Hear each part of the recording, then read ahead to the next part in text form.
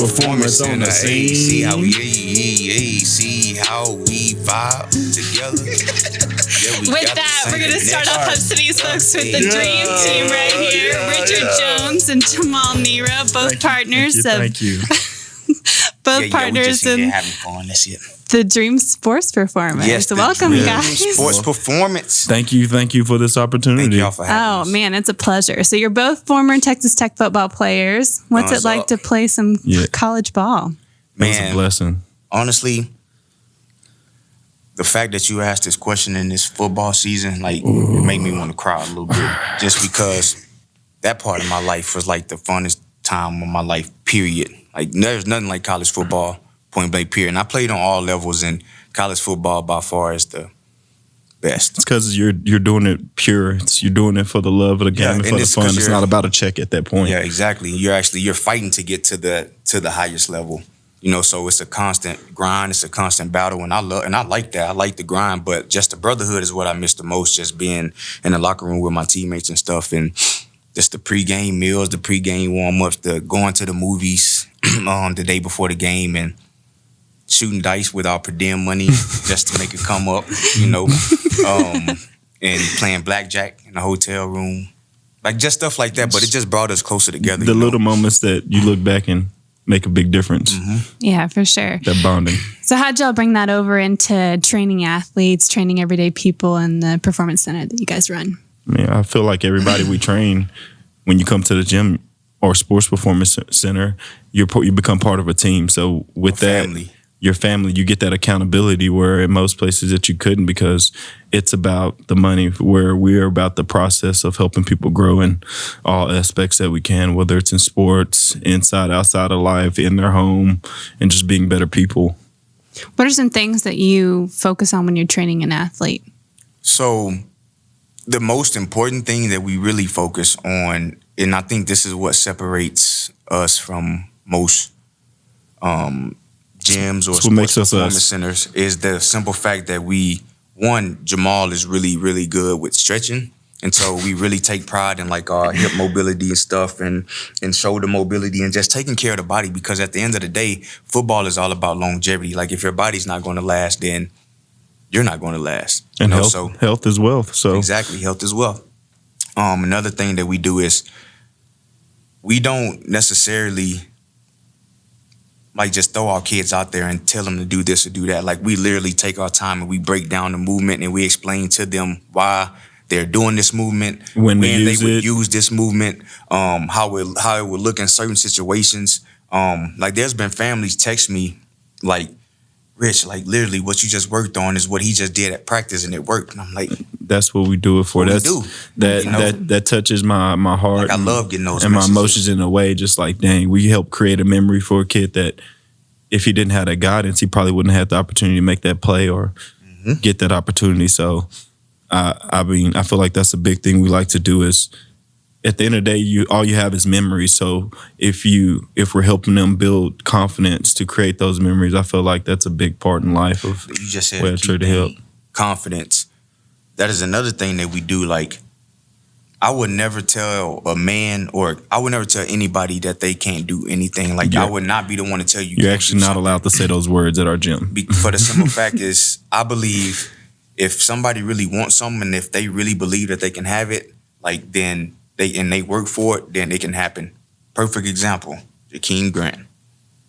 The whole reason this gym came into fruition. Shout out Jakeem, thank you. Shout out Jakeem. Have a blessed season, man. He's going to tear it up. Yeah. We're thankful to be partners, friends, brothership, hood, all that good stuff. But so whenever I was training him, just his work ethic and stuff, and he telling me like his background, and just saying like how people just doubted him. He wasn't supposed to make it. Only got one scholarship to Tech, and then to getting drafted in the sixth round, and now he just signed a 4-year extension. Like, you can't tell me like there's any that you can put barriers to anybody, like, because you can't. And so we always try to encourage our kids, even if they don't have the talent, even if we see that they don't have it. Like, yes, it's an it. Some people got it, some people don't. But there are still ways I feel we can instill things into them if they don't have it that'll make them a great person and a great athlete. So do you train outside? I mean, span the spectrum of sports? Any yes, sports? we train any sport, like all sports. Like all sports. Like it doesn't matter if it's basketball, football, golf, badminton. Hey, table tennis. I'm cold. I be slamming the ball.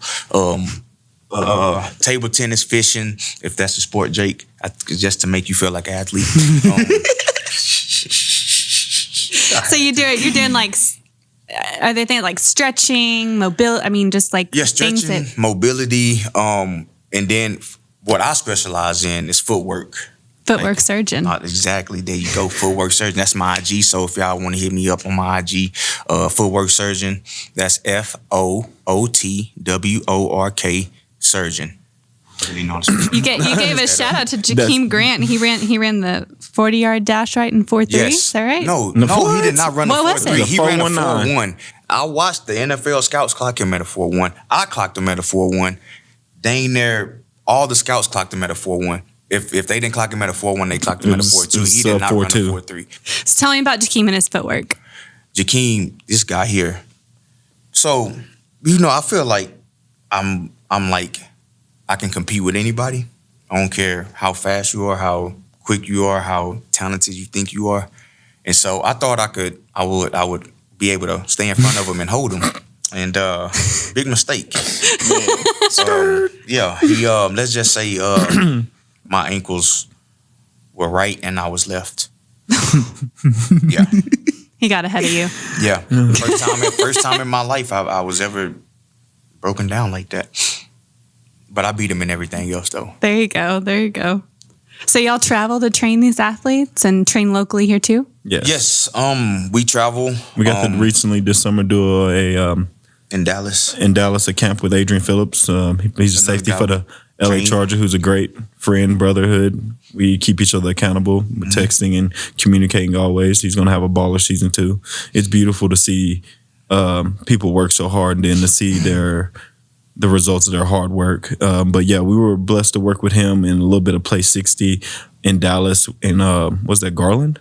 Yeah, Garland. Yeah, it was Garland. We worked with a lot of kids and we saw, just him being a good human being and giving back and really caring about helping the next generation, which not a lot of people are like that, because you see people on Sunday and you see the egos and you see these making plays, but you really don't know who they are. And these people like Jakeem and Adrian Phillips are great people on and off the field. And I think the world needs to see more people like that. So what's it like traveling and getting to hang out with these athletes that you call friends? And the only time I really travel like to see those guys is if I'm going like to watch them play or something. So I remember last year I went to watch AP and Jakeem both. I watched AP play when they played the Rams and Jakeem whenever they played the Lions. And after the game, we got to hang out and just have. It's like we're brothers. That's the brotherhood like that I was searching for after Tech. Or after I was done playing.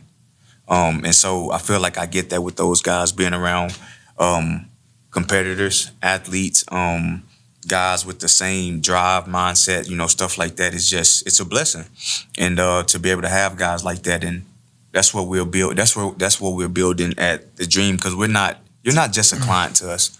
You're family, and we're going to treat you like it. We text, check in on you to see how you doing. Make sure your grades are right. Your grades are like, I actually have a contract that my kids have to sign, and it's, you have to make good grades. You have to do this, do that, just stuff to hold them responsible. Come here always hold them accountable. Always ready to work. Make them sign a contract like real athletes so they can understand what comes with being a great athlete or playing at a high level. It takes those things consistently. Yeah. It's building, it's teaching them character, it's teaching them responsibility, it's teaching them how to be a man, because at the end of the day, when sports is over with, what are you going to have to go to? And so that's what we're trying to instill in these guys, that when sports is over, whether it's football, basketball, no matter what, you have these morals or these work ethics or these characteristics developed, so whenever you go out into the real world, you won't be shocked. Yeah, for sure. So what do you guys love so much about this area and having your performance center here in Lubbock? Because you obviously travel all around. You've got contacts all around. You can develop athletes anywhere. Is there something special about this pool of athletes or this town? I feel like West Texas has the athletes, but they just aren't given the right direction to grow in the right ways to get the scholarship opportunities that I feel. He being nice. West Texas is far behind. They're West Texas in general. They're just as far as athletes, they don't like the campus. When was the last time they won a state championship here in West Texas? Can anybody name it? You're asking the wrong person. My point exactly. It hasn't been recent. So whenever we started this, like I saw the talent here, but I was like, why are these guys not getting up out of here? And it's because you got these guys that they have to compete with in the Metroplex and in the Houston area. Going around 3 and 4, getting these Dallas, Houston schools. Mm-hmm. Awesome. And so these guys, the Metroplex and the Houston guys, like we're different breeds. Like, I'm gonna just put it out there. Like, we're bred differently. Like, the culture is just different. And so whenever I trained like one of my first athletes and I was showing him like stuff to do, because I always tell my athletes, I asked them, do you want to play ball in college? Yeah. Possibly play in a pro. Yeah. I was like, I'm gonna train you and I'm gonna coach you like that. I'm not gonna train you as a high school coach or a middle school coach, like would coach you, because I'm training you to get to where you want to be, like not where you're at. So for those athletes, is it bringing in the physical and the mental aspect? What part of the experience you guys have playing for college? Physical, mental, spiritual. You got to put it all together. Yeah, it's all. But I don't. Me personally, and I believe if you really want to be great, you can't have one of the traits or two of the traits. You have to have all three. You know, like if you really want to be great, because I believe they all go together as one. You know, so if an athlete really wants to be great, let's just say he has this talent, but if his mental not right, then he can't. For example, you have a talented high school kid, right? Like physically, he's just a beast. He's a dog, but then he doesn't go to school. He's not passing his classes. This is, what's the point of the physical if he doesn't have this? Because he needs this to be able to get to the next level. Student athlete, you're student first, athlete second. Same thing with the spiritual. Like if you're not in tune with yourself, if you're not walking uprightly and you're doing things that you shouldn't be doing, then that affects these two over here. You know, so I believe that they all go hand in hand. So what are some advantages that y'all have training here in Lubbock? Oh, it's an open market. There's nobody doing what we're doing here. Like, you can try to think that you are, or you can try to copy it, but there you can't, just because of who we are. Like what we put into it, what we stand session. for. People, you can't. There's only one Rich. There's only one Jamal. Like, you can't imitate what we do, because we genuinely work on our craft. We genuinely care about the kids and want to see them succeed. Not saying that the others don't, but we're just different. We're just different in just everything that we do, and we see results. Like, there hasn't been a kid that I haven't trained that hasn't seen what he wanted to see. You know, so we always, unless that kid just got lazy and didn't show up, and then we gonna get on them about that too. I believe it. It's just the closest sports gym is probably Abilene. Midland. Okay. It's probably about the same. Like, I think it's like Game Ready or something, and then in Abilene it's the Forge, or something else. So you're training those athletes. What about everyday people? You've got sessions. We do boot camps as well. Like, if you want to get in shape and lose weight, we train you as well. If you want personal training, if you a guy and want to go beast mode and just get these crazy gains, we train you too. We train everybody. We train. Or the ladies that's trying to get them abs and or the ladies that's trying to get the pretty back end. Yeah, I like to call it butts and guts. Yeah. Whoa. Mm-hmm.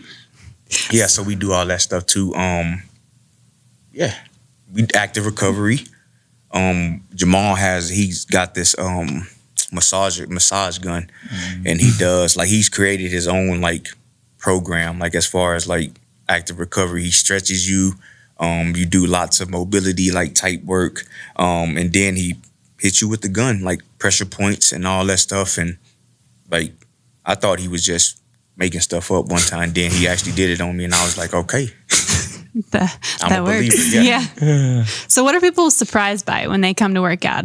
Are they have something in mind and they show up and they're like, man, this is a type of like I think that we just always try to have fun with whatever we do. So and we compete with them. Yes, we're not just gonna say go over there and do that. I'm gonna show you how to do it, and then I'm gonna beat you. And I'm gonna beat you doing it too. Yeah, exactly. And I think that's another thing that makes them so great. Like that makes our kids so good because I have a kid that's in the 7th grade, offensive lineman.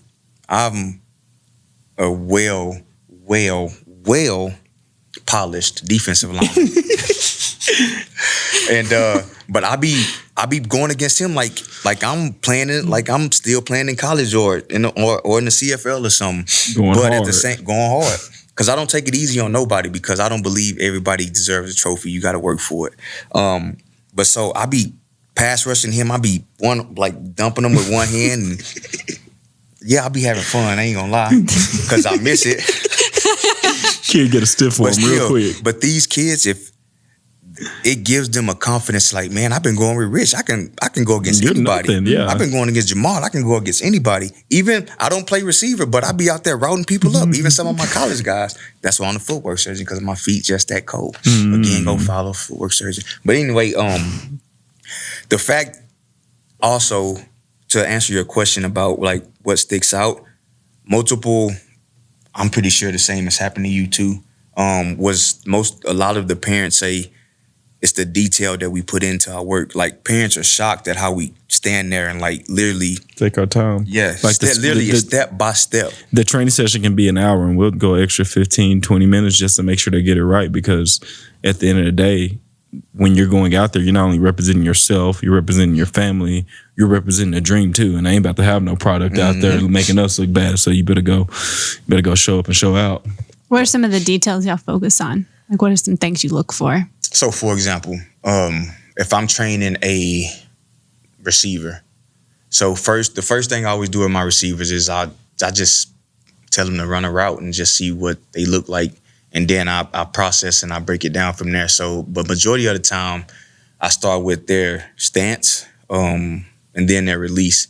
When it comes to running the 40, it's all about the start. So if your start is not right, then your time is not going to be as good as it could be. So with Jakeem, I spent like literally the first month of training on that start. First step. We didn't just the first step exploding out because that is the most important part because if you're not exploding out of your stance and triple extended like you're supposed to, then you're not maximizing your power. And then think about it like this: whether we're training athletes or when we're training general population, what's the most important thing? That first step. That first workout. That first everything. The first everything. You got to take that first whatever it is. The starting is always the hardest thing. If he had too much weight on his front foot or if he had not enough weight on his back foot, like that would throw everything off. And so, because I teach to push off 2 legs instead of 1. Like a 60-40 relationship? Yeah, 60-40. Because if how do track people come out of the blocks off 2 feet, right? Yep. They push off 2 feet. And so I was like, well, shouldn't the 40 be the same way? You're running a straight line? Straight line, exactly. And so I started like tweaking some stuff. And then he realized how he was able to explode out and actually gain like so much ground on his first 2 steps because his turnover was super quick. We worked that a lot, which was the second phase. But I really believe like if I didn't perfect his start, he wouldn't have been able to run that time. Even though he's fast, super fast already, but that start probably took off those 0.2 of a second, which made it a 4.1 instead of a 4.3. Those 0.2 of a second. Wow. And so that's how deep we go into our detail. So whenever you're looking at these athletes, what are some characteristics that you can quickly identify as they're gonna apply themselves? They've got obviously identifying talent. I'm gonna let him answer that. Body language, straight up. You got a couple of them. Is that a pet peeve? Man, yeah, there's a couple things we look at. Body language is one of them, and body language that goes along with the attitude, man. You got to have a winning attitude because it's contagious. If you're that leader on your team, when stuff gets hard, people are going to look at your body language and your attitude and see, well, where are we at? And then they're going to go from there. So if you don't have that leader quality in you, I don't see that instilled in you, and that's something you either got it or you don't. I don't know what I can do for you, my friend. So So what about being in the Rotary community? You guys are former Texas Tech football players. Guns up all day. If any kid knows that or sees that, man, it's like game over. They're like all about it. So, what's it like staying in Raiderland and being in the community? I love it here, actually. The reason, my wife's from here, so I don't feel like I had a choice. Lucky for us. Baby. No, but honestly, so after I came back from playing Canada, and I was trying to get to the league and stuff, I went back to school and graduated and finished, and I had to get a job until my next phone call came, and so I started training at a local gym in town, and training there, I got my first kid, and the impact, I still train him to this day. He's actually a sophomore. Or is that Trace? Yeah. Trace, he's a sophomore, junior at Friendship now, and he's killing it.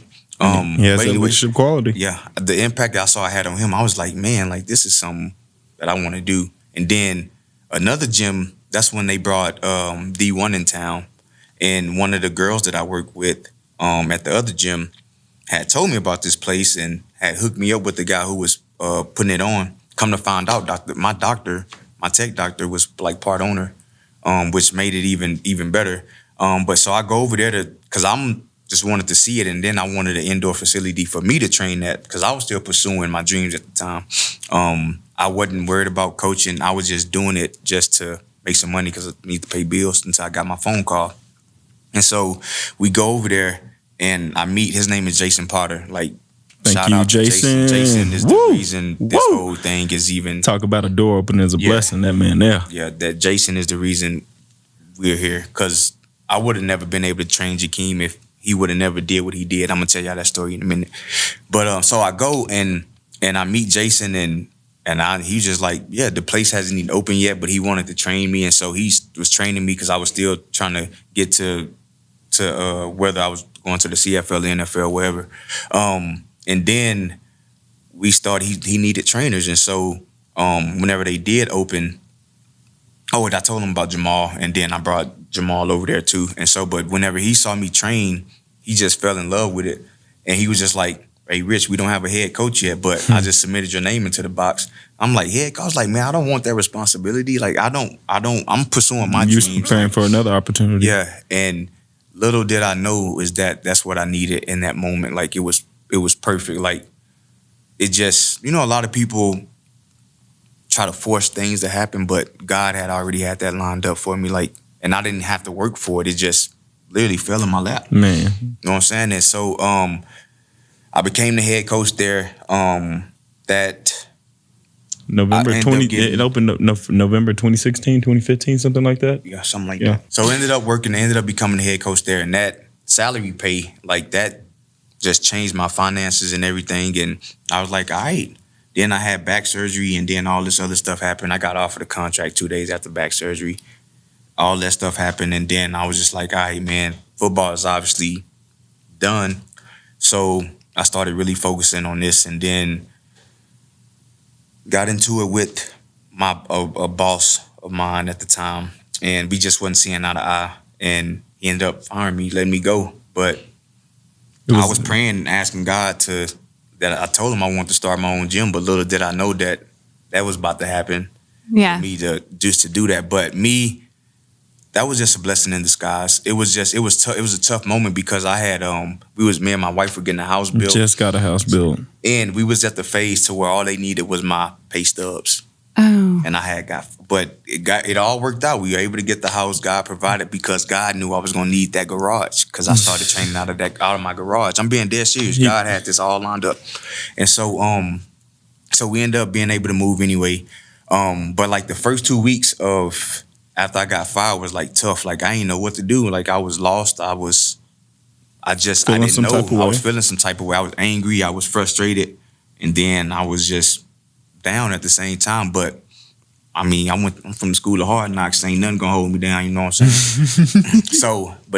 After about 2 weeks, I got up and I was just like, all right, God. And I just started texting people like that trained with me at that spot and like wanted to do boot camps. And so I started off with the boot camps, and the boot camps grew. I was like, all right, so athletes, I started hitting them up, and then they started coming, and then they started seeing even more results, even better results, because my craft had just gotten better, and so eventually, but during the wintertime, it got slow because it was cold. And then I was just like, I feel like I needed a building. And so I started praying and asking for a building. And I thought God was about to give me the old D1 building, because they had shut down. That's a whole nother story. They had shut down. And so I was like, well, shoot, that'd be crazy. Like, if literally, like, I come back to this place, like, this is literally like some David and That's Saul the vision. type That's stuff. the vision you had, but God had bigger plans. And so after that, I went to go talk to Dr. Crawford. The place was just empty. Nobody was using it except the rehab people, but the field and the waste was open. I was like, hey, Doc, can I like pay you something like to just use the spot? Or because I really want to buy it, but I'm in the process of speaking with investors, such and such. Like a little trial run. Yeah, a little trial run. And so he let me do it for no charge. So in the month of, what's that, February and March, I trained there.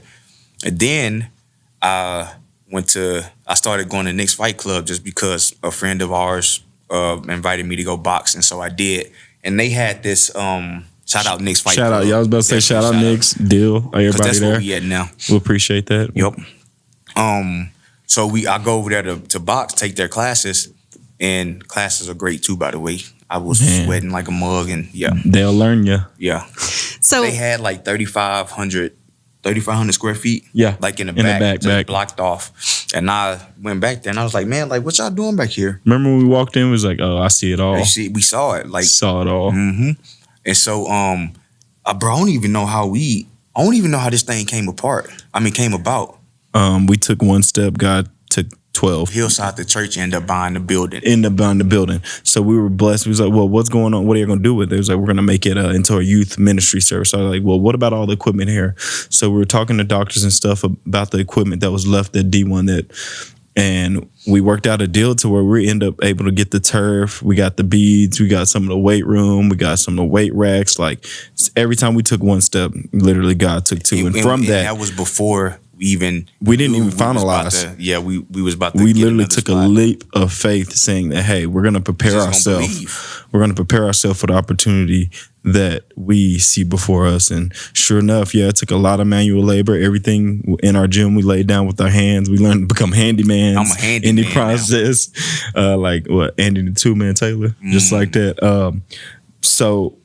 But that's where we really got to build our relationship, not only between me and him, because we got to see each other at our low and all right, we know what we're about, so we're going to keep each other accountable to be great. But then the fact that Knicks and the timing, the way they opened up their gym to us and made us part of their family, and now we're all a team together. Yep. And the crazy thing about that is because the guy who owns Knicks, he told us that people like baseball, like these people were wanting to rent that backside of the building for like baseball and stuff. And these guys had money, like, because this is a baseball town. Yeah. But we just starting off. Like, we don't really know what we're doing. But the fact that he was just like, he came to the other D1, spot to watch me train. And when he saw me training, he was just like, he was impressed by the way I was coaching.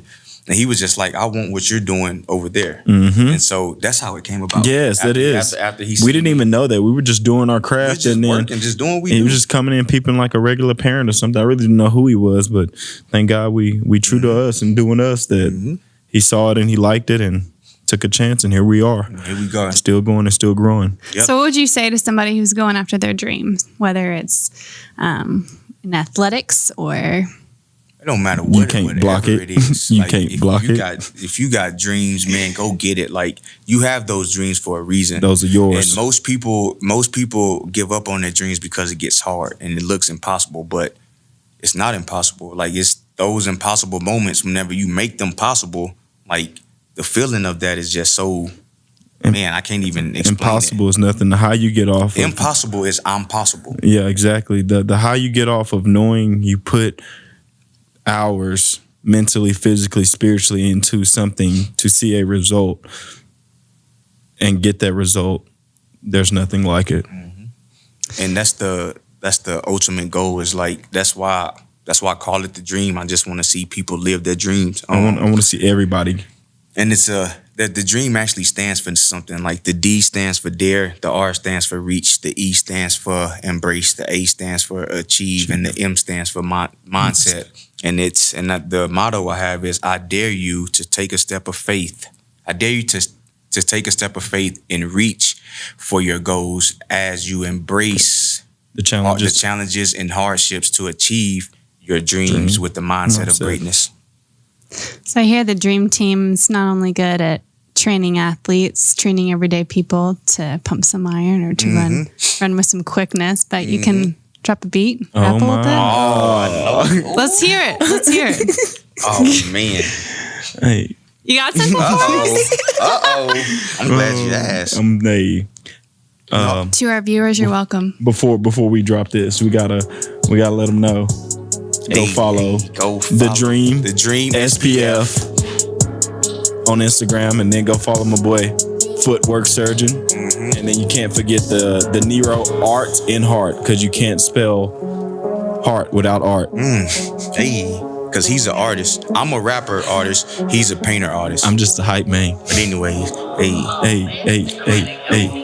I say, Achu, that's a blessing. Yeah, Achu, that's a blessing. Hey, Achu, that's a blessing. Hey, yeah, I'ma give you a lesson. Even when life is the darkest, and you've been hit with the hardest. I'ma go get it regardless. I've been planting time, I'ma harvest. Harvest, grow. I say, Achu, that's a blessing. Yeah, Achu, that's a blessing. Yeah, Achu, that's a blessing. Yeah, Achu, that's a. Even when life is the darkest, and you've been hit with the hardest. I'ma go get it regardless. Get it.